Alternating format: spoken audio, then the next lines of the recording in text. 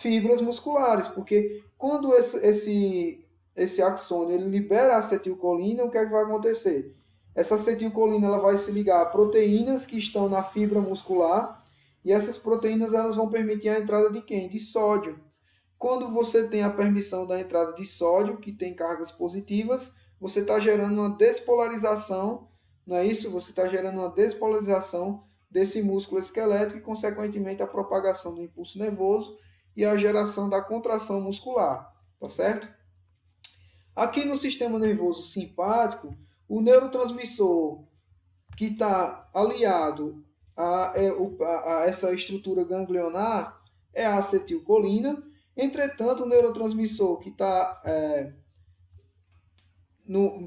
nessa questão, esse neurotransmissor que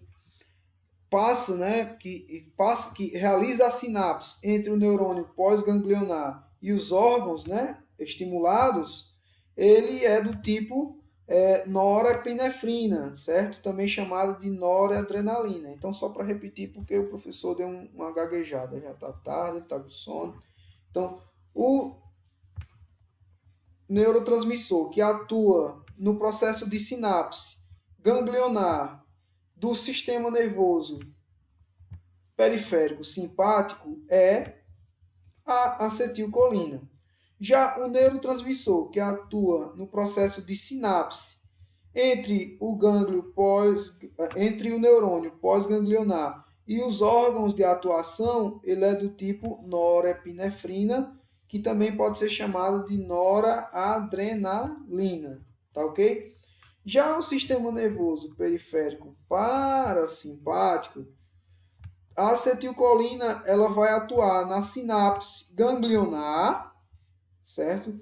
Assim como ela também vai atuar na sinapse entre o neurônio pós-ganglionar e os órgãos que vão receber os estímulos nervosos, beleza? Só para recapitular esse slide. Sistema nervoso periférico somático. Somático por quê? Porque a contração muscular ela é voluntária. Sistema nervoso periférico visceral, certo? Sistema nervoso periférico visceral ou autônomo. A contração da musculatura ela é involuntária. Eles podem ser divididos em simpático e parasimpático. O neurônio que vai transmitir o impulso nervoso até o músculo esquelético é um neurônio único, tá certo? Chamado de neurônio motor. E aí, o neurotransmissor que vai realizar o processo de sinapse entre o neurônio motor somático e a fibra muscular é o neurotransmissor acetilcolina. O neurotransmissor que vai estar aliado ao processo de sinapse que ocorre entre o neurônio pré-ganglionar e o neurônio pós-ganglionar, não é isso? A região do gânglio, né? No sistema nervoso simpático é a acetilcolina. Entretanto, a norepinefrina, a noradrenalina, ou também chamada de noradrenalina, é a responsável por realizar esse processo de sinapse entre o neurônio pós-ganglionar e os órgãos que vão receber o estímulo. E por último, o parasimpático, tanto a sinapse ganglionar quanto a sinapse do neurônio pós-ganglionar com os órgãos vai ocorrer através da utilização da acetilcolina, tá bom? Então vamos dar continuação, né, pessoal? Então, só para recapitular, né, o sistema nervoso periférico somático, ele tem a sua origem, tem a origem nos 12 pares de nervos cranianos, certo? Então, os nervos que são localizados nessa parte craniana aqui vão dar origem a quem? Vão dar origem ao sistema nervoso periférico somático. A principal função dele é conduzir informação sensitiva e gerar ação muscular voluntária, não é isso? E aí, quais são as suas principais inervações? São fibras nervosas, sensitivas e motoras. Já o sistema nervoso simpático, né, ele tem origem tóraco-lombar. O que seria isso, pessoal? Tóraco-lombar. A origem dele está relacionada aos nervos, né, que surgem da medula espinal, mais precisamente na posição torácica e lombar, tá certo? Então, eles têm esse surgimento aqui, mais precisamente na, né, isso mais precisamente na parte da medula espinal, torácica e lombar. E aí vocês podem perceber o seguinte, ó. Vocês podem perceber que aí você tem o primeiro neurônio pré-ganglionar, você tem a formação do gânglio, e aí, consequentemente, você tem um neurônio pós-ganglionar, que aí ele vai atuar no fígado, vai atuar no estômago, vai atuar no intestino, nos rins, e aí são todos órgãos que nós não controlamos, não é isso? Então, por isso que a gente chama esse sistema nervoso autônomo de sistema nervoso visceral, beleza? Mas é o que é importante ressaltar é o quê? São esse processo aqui, né? Os seus neurônios pré-ganglionares, eles são curtos com relação ao sistema nervoso parasimpático. E aí os neurônios pós-ganglionares, eles são muito compridos, muito alongados, tá certo? Então, cada gânglio, que é o gânglio, é a junção de comunicação do neurônio pré com o neurônio pós-ganglionar, certo? Então, principal função é preparar o organismo para lutar e fugir. Então, a gente pode falar que, como eu falei para vocês, né? Esses dois sistemas autônomos, né? Eles têm funções contrapostas, eles têm funções antagônicas. Então, enquanto um estimula, o outro relaxa. Enquanto um excita, o outro inibe, entendeu? Então, uma das principais atuações, né, do sistema nervoso simpático é a contração, o coração e dos pulmões, né, isso, contração da fibra muscular cardíaca, realização do processo de respiração mais rápido, né, as suas inervações elas estão ali, estão bem presentes, né, as suas inervações elas estão bem presentes no coração e nos pulmões, no músculo liso das paredes das estruturas vasculares, nas glândulas sudoríparas e folículos capilares, não é isso?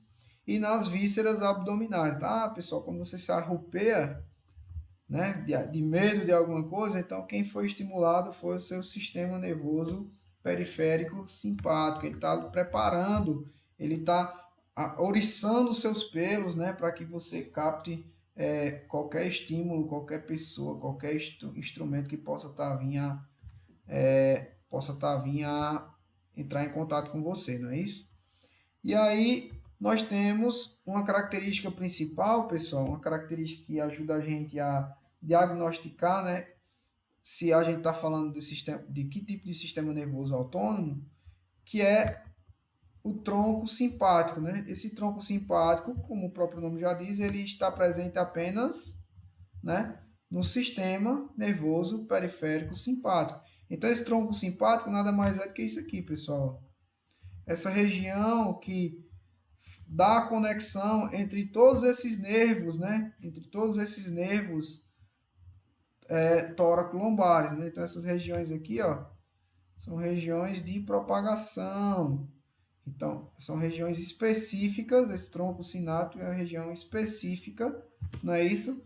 Do sistema nervoso periférico simpático.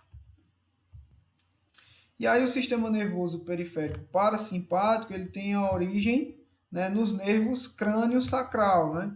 Então ele tem a origem nos nervos crânio-sacral, nos nervos da medula espinal, mais próximos ao crânio, não é isso? E na parte sacral da medula espinal, beleza?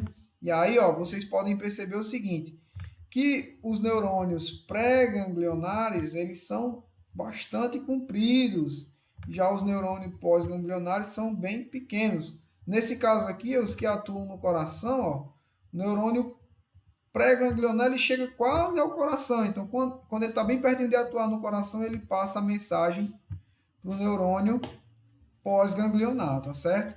Então, uma outra diferença entre simpático e parasimpático é o tamanho dos seus neurônios, o tamanho das suas fibras nervosas, né? Então, o neurônio pré-ganglionar do sistema nervoso parasimpático, ele é bastante alongado, bastante comprido. Já o neurônio pós-ganglionar, ele é bastante reduzido, certo?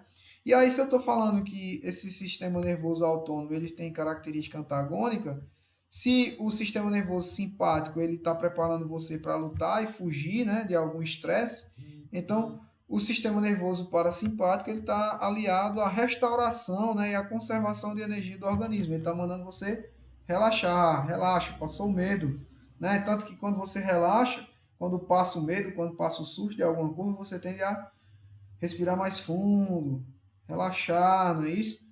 Por quê? Porque você agora está voltando ao processo de conservação e restauração de energia no organismo.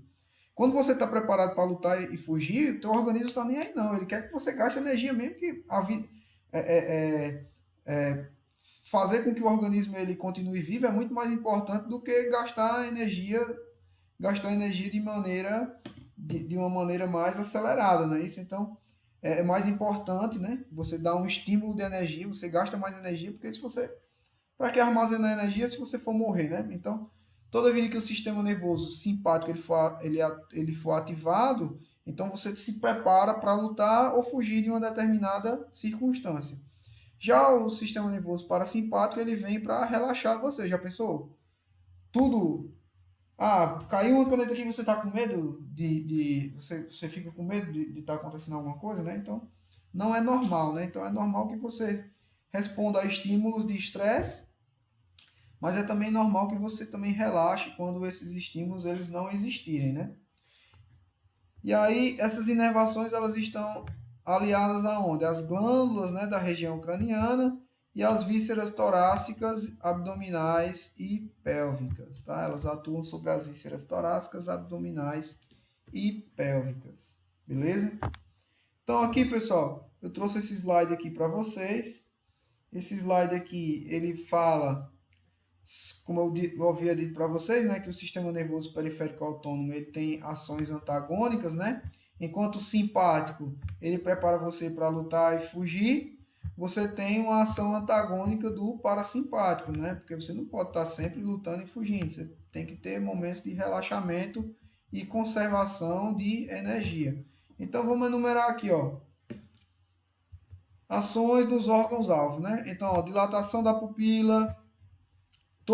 Esse lado aqui são todos os ligados ao sistema nervoso simpático, preparação para lutar e fugir, né?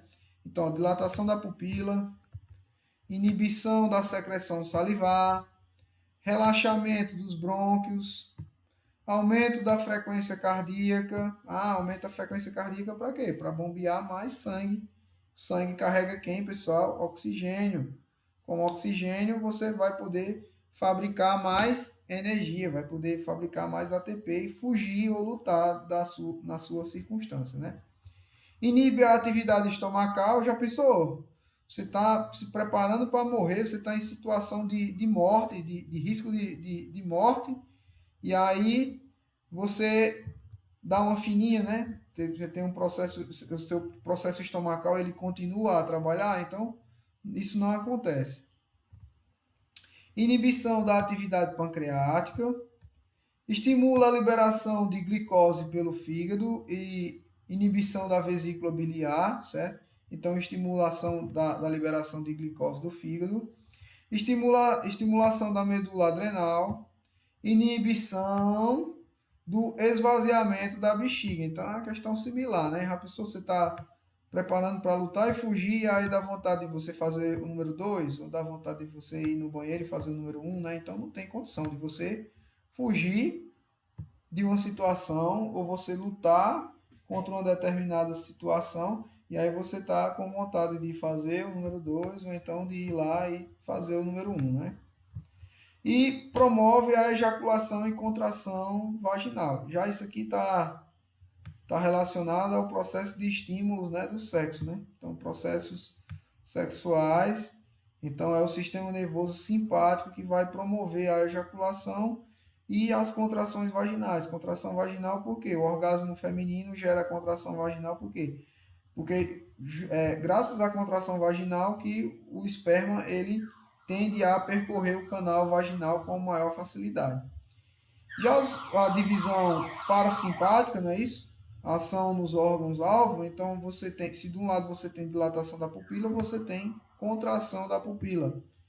Estimulação da secreção salivar, estimulação da contração dos brônquios, do pulmão, diminuição da frequência cardíaca, senão você vai ter um ataque cardíaco, estimulação da atividade estomacal e intestinal, então você já pode realizar o seu processo de digestão normalmente, né? Quando você está relaxado, você realiza o seu processo estomacal de digestão normalmente, absorver substâncias, eliminar dejetos, não é isso? Estimulação da atividade pancreática, estimulação da vesícula biliar, promove o esvaziamento da bexiga, então você já pode eliminar as excretas, né, as excretas nitrogenadas produzidas pela urina e promove a ereção dos órgãos genitais, né? Entretanto, ao clímax, né, a ejaculação e as contrações vaginais são promovidas pelo sistema nervoso simpático, beleza? E aí, pessoal, falando um pouquinho ainda do sistema nervoso periférico autônomo, né? Nós temos esses esquemas aqui. Esses esquemas eles estão mais, eu vou guardar eles para vocês para a próxima aula, que quando a gente falar desses esquemas, a gente vai ter que falar um pouquinho mais especificamente sobre como é que ocorre esses processos dos neurotransmissores, dos receptores, né? Isso, então, como é que ocorre esse processo de sinapse e propagação do impulso nervoso, certo? Similar ao que a gente viu no processo de contração muscular, mas aqui a gente vai ver de uma maneira mais específica, né? Por quê? Porque a gente vai trabalhar sobre todos os neurotransmissores que atuam no sistema nervoso, os principais neurotransmissores que atuam no sistema nervoso. Então a gente vai ficando por aqui. A gente dá continuação a essa aula na próxima semana, se o decreto, se o decreto da universidade ainda permanecer, né? Se a gente tiver uma renovação, né, dessa ementa, né? Então a gente dá continuidade ao estudo da neurofisiologia, beleza? Então valeu, bom estudo para vocês e próxima semana estaremos tirando as nossas dúvidas, certo? Até mais.